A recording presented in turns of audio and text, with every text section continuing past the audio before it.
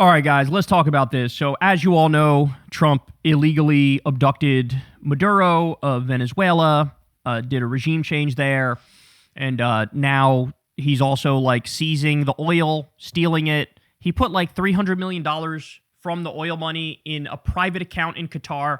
I mean, this is levels of corruption, the likes of which we've never seen. It's so far above and beyond anything I can imagine, right?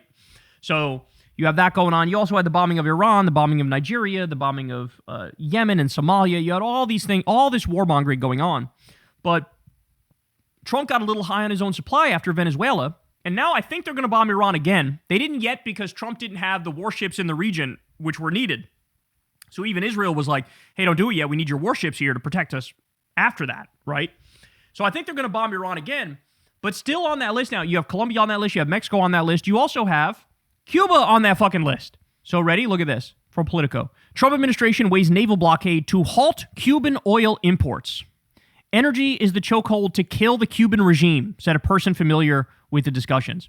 So what they're going to do with Cuba is similar to what they're doing with Venezuela, where it's basically an all-out economic war.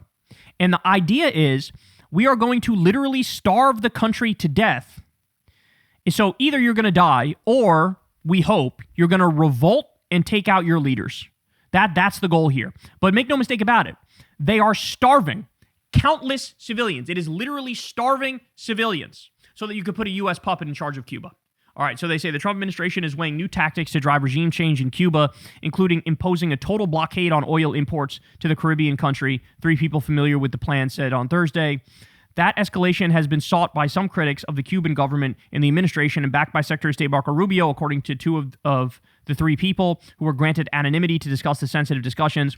No decision has been made on whether to approve that move, but it could be among the suite of possible actions presented to President Donald Trump to force the end of Cuba's communist government, these people added. So that's the other thing, guys. What Marco Rubio does and Stephen Miller does, this is what they do around Trump. They'll give him a list of options, literally every single one of the options, incredibly hawkish, and they go, which one of these would you like to do? And in Trump's mind, either he might go for the all-out hawkish one, or if he's in a kinder mood at the time, he might say, no. I don't want to go in there with SEAL Team 6 or go in there with fighter jets and bomb the shit out of them. I'd rather just starve the country to death and steal all their oil. So let's do that instead. And so when the menu is just that, there is no menu of like, let's do nothing. Let's make a deal with them. Let's fucking... Never that. It's always... we're literally a mobocracy now. Trump is like a mafia boss. That's how he runs the country.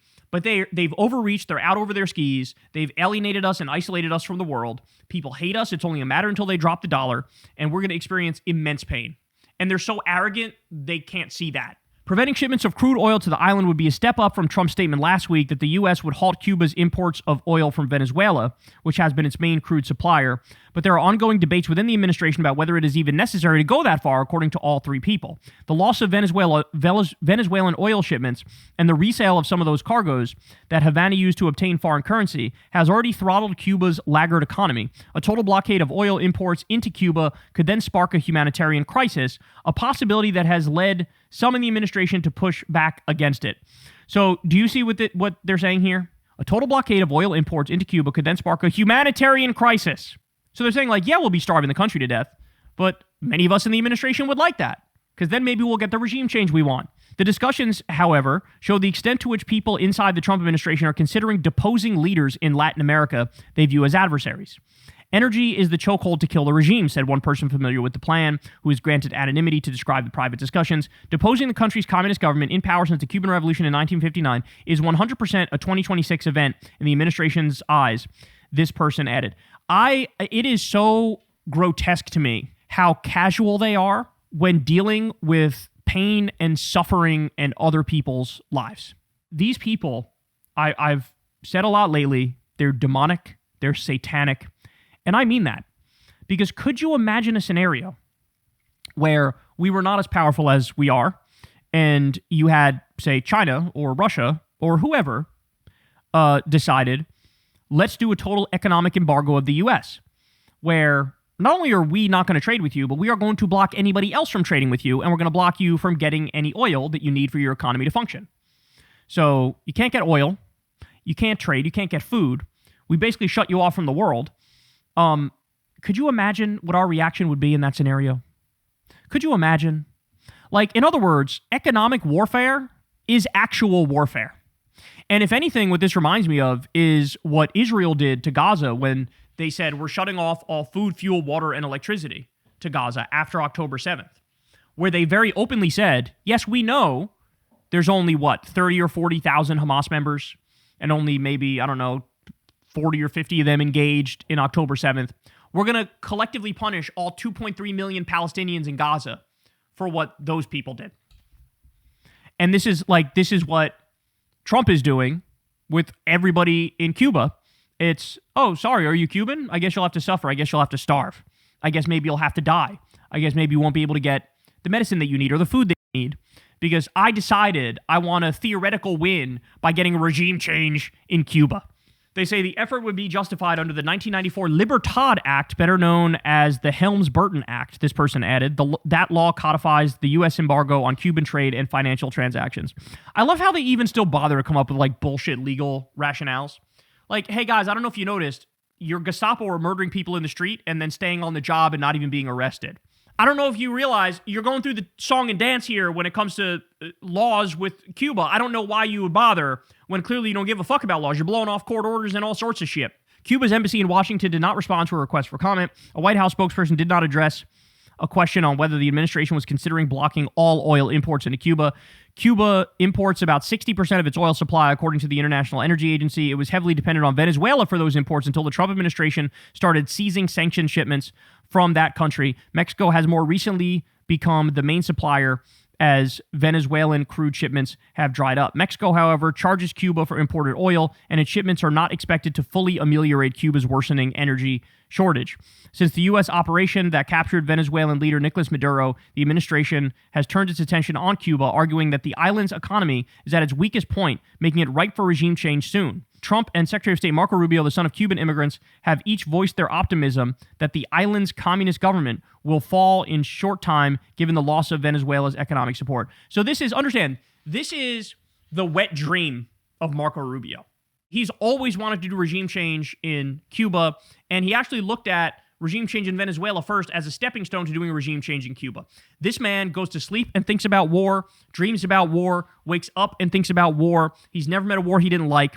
But these in particular, this is all the fucking the right-wing criminal Miami Cubans cannot wait for a war to be declared and regime change to be done in their previous home country of Cuba. And this is all Marco Rubio gives a shit about. And Trump, we're the pro-peace ticket, me and JD.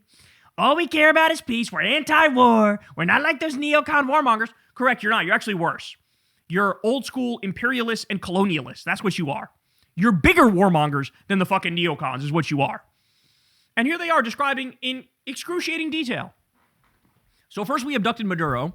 Then we stole their oil. Then we put $300 million in our own bank account in Trump's name in Qatar, which is immensely criminal, insanely criminal.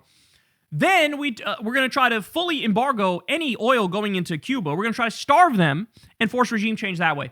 This is so insane. It is just a gangster government. This is the same regime that's shooting its own American people in the face when they're protesting the Gestapo. It's the same regime. These people have no moral authority, no legitimate authority whatsoever. This is an abomination. It's so crazy that we've gotten to the point we can literally be run by a cartel of gangsters and criminals, and everybody acts like this is okay. Toppling the communist regime in Cuba would fulfill a nearly 7-decade political project for Cuban exiles in Miami, exactly, who have pushed for democracy on the island since Fidel Castro. Yeah, the same people who just kidnapped Maduro, and then when they were directly asked, oh, so are we going to have elections in Venezuela now? They literally dodged it completely. And basically were like, no, we're not going to have elections there now.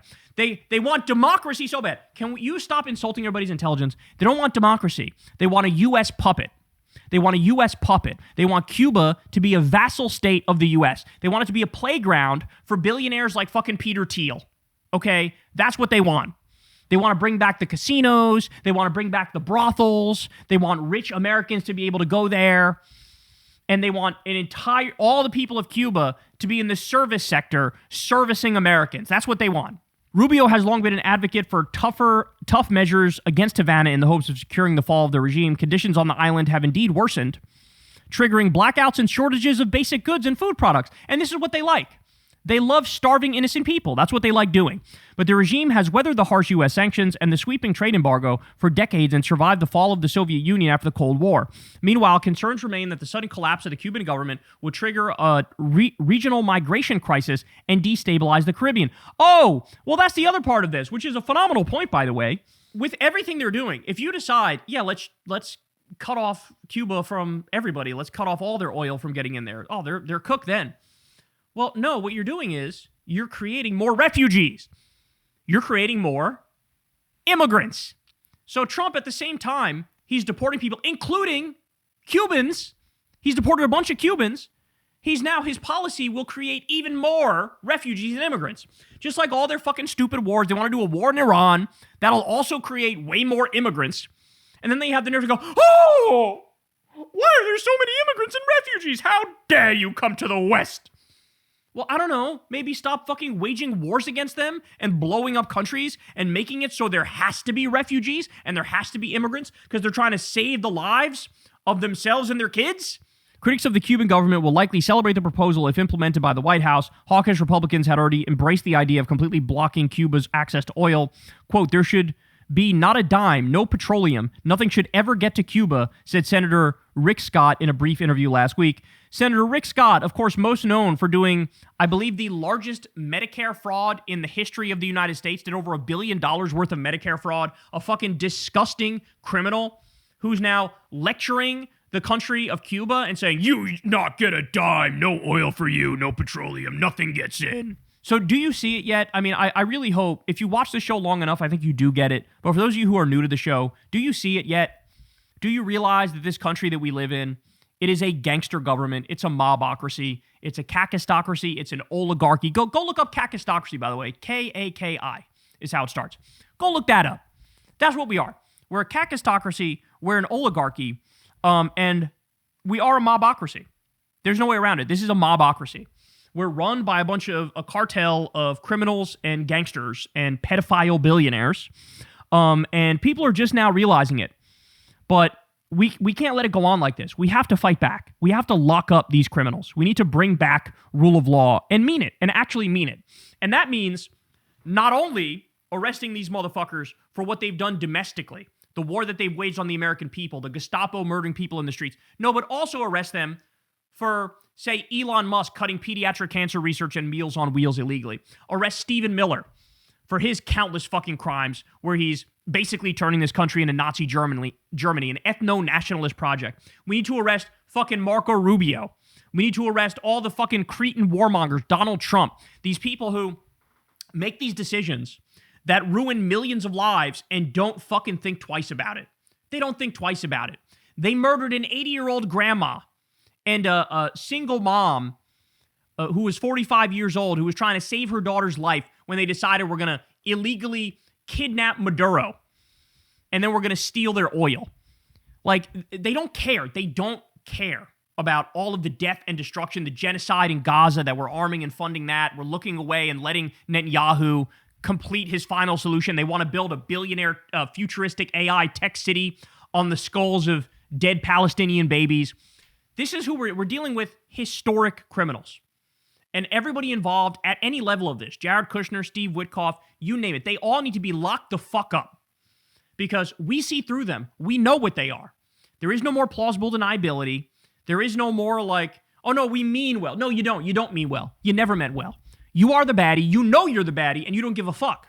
You don't give a fuck because you are subject to the same whims of every single empire throughout history. What do they care about? They care about power and money and control and dominance and natural resources. And that's exactly what our disgusting, putrid empire is doing as well. And we need to fucking get them to fall the fucking line, arrest them, and bring this country back to sanity and reason and democracy. All right, guys. That's the show, y'all.